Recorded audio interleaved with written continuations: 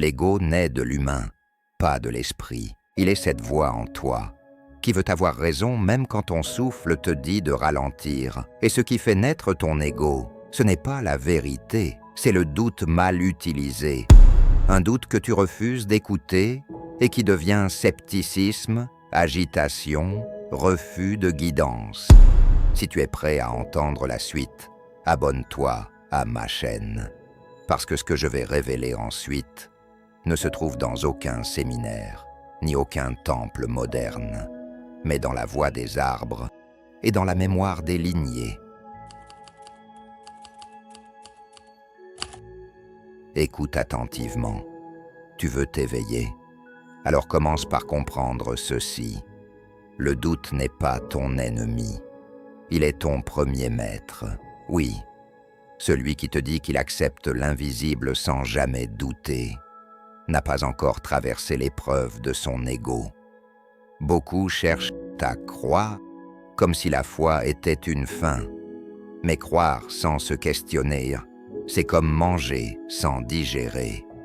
Tu nourris ton ego de certitude, mais tu refuses l'apprentissage de l'ombre. Le doute, lui, est un feu sacré.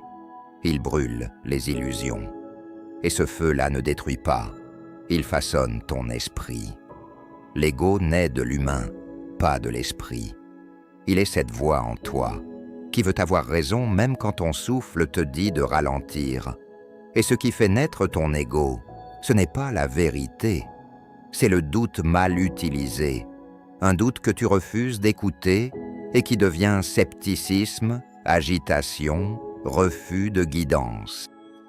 Sur la voie de l'arbre, le doute est un symbole de réceptivité. Il n'est ni bon ni mauvais. C'est un miroir. Il te montre l'état de ton temple intérieur. Quand tu doutes, tu dois apprendre à construire ce doute, le polir, l'écouter.